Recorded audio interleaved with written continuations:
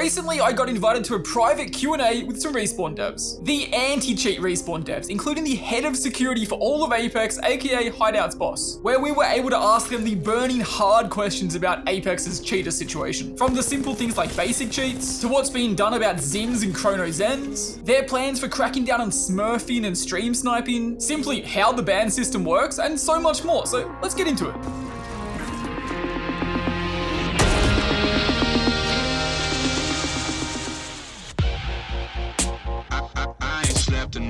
Y'all, I so red I can't see what's real. Roll me up a blunt. So this meeting with the dev anti-cheat team covered a lot. Showed us the numbers on how things have or haven't been improving over time. They spoke to us about how anti-cheat was currently going in Apex, their current plus future focuses for it, and then gave us the chance to ask them questions, where I asked, well, a lot, of which they answered as much as they could have. Some they weren't, legally allowed to. Also, big dub and thank you to Respawn for inviting me to this. It was awesome. We're gonna cover everything from the dev's favorite ever cheats and how those cheats worked, down to how many cheaters there are in the game currently at the moment and how many are being banned. Some of, but not all the focuses that the anti-cheat team currently have towards cheating and what they're trying to work on. Smurfing, stream sniping, the reporting process and how exactly it works, including the likes of spam reporting. Then we go into the difference between banning a normal cheater compared to banning a high profile cheater. So the whole ban system process, basically. Why Apex uses easy anti-cheat compared to something like EA anti-cheat that Battlefield 6 was recently using, and if they may consider switching to that. There was a bunch of developers in this meeting, but the main two were from the anti-cheat team, Keith and Chris. Keith's a veteran in the anti-cheat space, and Chris Lawrence is the head of game security. So before we got into all the juicy details about the anti-cheat and everything, I asked them an interesting, fun question. I asked them what the most absurd, crazy, weird, or even in a sense, favorite cheat they'd ever seen was. Sadly, they were restricted a lot on what they could and couldn't say here, but Chris, the head of game security, aka Hideout's boss, did say the amount of ridiculous and even creative cheats that he's had come across his desk is absurd. That he'd had ones that he'd seen and he'd just gone, how? And that there were so many ridiculous ones that just hadn't gone mainstream and we never found out about. So I brought up one of the more absurd ones I'd seen, which was where every time you aimed at a cheater, your gun got unloaded so you couldn't shoot them. Oh yeah, I'm just reloading. No, you can. He laughed, saying he was the one that actually found this and worked out how to fix it, saying the idea of this cheat was based around the weapon, the car, and the ammo swapping within it. Then he went on to talk about one of the most infamous cheats in all of Apex, the infinite charge rifle, which was actually done by reverse speed hacking. So instead of increasing the time that they were playing at, they would actually slow it down, thus allowing them to shoot the charge rifle almost indefinitely. Let me know in the comments below, what's the most crazy, ridiculous, absurd cheat that you've ever found in Apex? And now let's have a look at cheats in general, plus the amount of people that have been banned in Apex recently. Here we can see the amount of people that were banned in each split from the last couple of seasons. We can see the match infection rates, how many cheaters were in a match, and then the comparison between PC and console. There's a lot more cheaters on PC compared to console. The match infection rate isn't just when there's a cheater in a match though. It references the percentage of matches where at least one player was reported 3 times by 3 different people and then banned within 14 days. So the sad reality is the infection rate of cheaters in matches is probably much higher, as this only references when a cheater is reported 3 times and then banned within 2 weeks. We were shown a few other graphs after this, which I sadly don't have,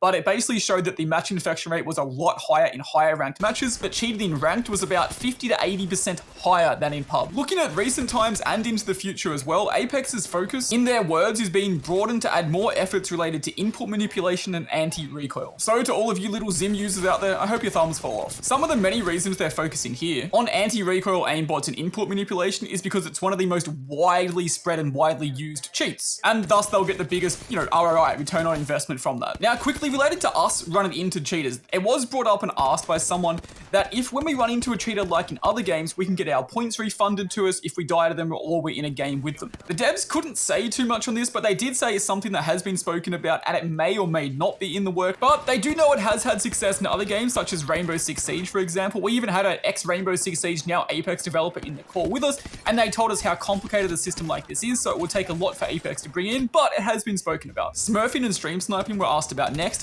where they said for smurfing, it's really hard to ban people that are smurfing, because it's largely based on intent. In order to ban people that are smurfing, they first need to differentiate different types of smurfing. If it's a smurfing done just so you can play with your lower ranked friend occasionally here or there, or it's just done so you can play more chill, whether it's, just doing a challenge for a YouTube video, that's all fine. The issue comes where the intent is to just abuse lower tier players over and over and over again. So if they can say things that point towards that, then they can ban, but otherwise it's really hard to do.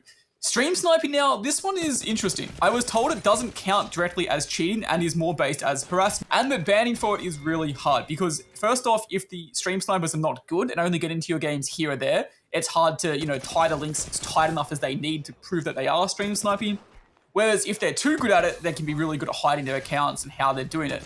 So you have to basically find bad stream snipers, then have them reported to the right people to get banned from there. So it's really hard to do. Let's be real though, if you're a stream sniper, you have a tiny, tiny dick. So, I mean, who's the real loser here? Now, let's move on to the next point, the report process and how it works. First off, as always, the devs made super clear, the reporting process and reporting cheaters is the best way to get someone banned. So if you run into a cheater, please report them. They mentioned that while every report is taken into consideration and eventually looked at, those that are more out of the ordinary get looked at first. So if someone is reported, 5 times in the space of 10 minutes, those reports are pushed up higher compared to someone that's reported once in, 2 weeks. And the reasoning for this was, well, pretty simple. They said basically at a time or another, everyone is going to get at least 1 report, but if someone is doing something wrong, it's more likely they'll get more reports, especially in a smaller amount of time. So it's easier to ban cheaters looking at that. When someone is reported, it's not just the amount of times they've been reported that's taken into account, it's also their level, how old their account is, what game mode they're playing, and everything else like that. But the person who does report them or their account isn't taken into account. So for example, Hull reporting someone and you reporting someone is equally weighted. They did try and have it so that people that had a good history of reporting cheaters had their reports weighted higher, but it largely didn't prove the results they wanted. Now, spam reporting. Spam reporting largely doesn't really do anything. If you run into a cheater and you report them once, that's basically enough. When you report someone once, then go and report them for every other single thing in the list as well, it doesn't have any effect. They basically just take the first one as they believe whatever you report them for the first time is going to be most likely what they were actually doing wrong, and after that you were just annoyed, so you continuously went to report them for everything else. They mentioned that obviously that's not always the case, but it is in large, and it's more efficient and better for them just to look at mass reports over total, so more accounts reported them compared to one person reporting for the same thing. Here I asked them a tricky question that they found kind of difficult to answer. I asked them what the difference was between banning a normal cheater that's just, out there obviously aimbotting someone compared to a high profile cheater. And I brought up the fact that about 9 months ago, a #1 Apex pred from Asia was actually banned, but then unbanned a few weeks later. I tried to ask them how something like this happens and could happen. As for why he was banned and then unbanned, they couldn't really answer that on the spot, which is fair, but they went into saying that when they're banning the high profile player, obviously they, have all the basics, all the analytics from all their systems set up where it shows them that they could be cheating, they have a higher percentage of headshot, this, that, and this. But unless that information there is 100% conclusive, they have to do basic things that we could do and that you would expect. They have to clip review, VOD review. And they do this with a big group of players and a different wide variety of devs to get all their opinions, especially when it could come to clip reviewing because, lag makes a difference in how clips look, so they get people from the lag team in and the dev team to help with this. While they didn't mention this exactly, a great example of this was when, I think a year or two ago, the #1 Apex Predator facilitator was banned. Obviously, just from the stats and stuff they had, it wasn't 100% clear he was banned, but there were clips out there which obviously showed that he was cheating, and he was thus banned for it. And finally, Apex plus easy anti-cheat. Why do they use easy anti-cheat?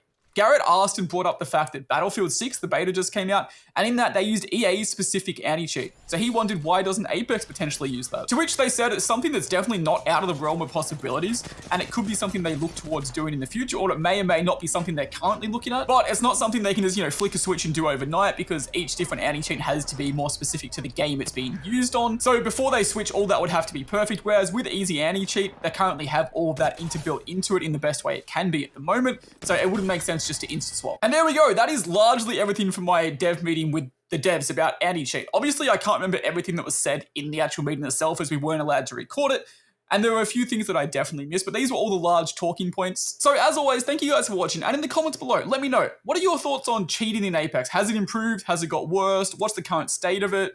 As always, keep being awesome, keep being amazing. I'll talk to you guys again soon.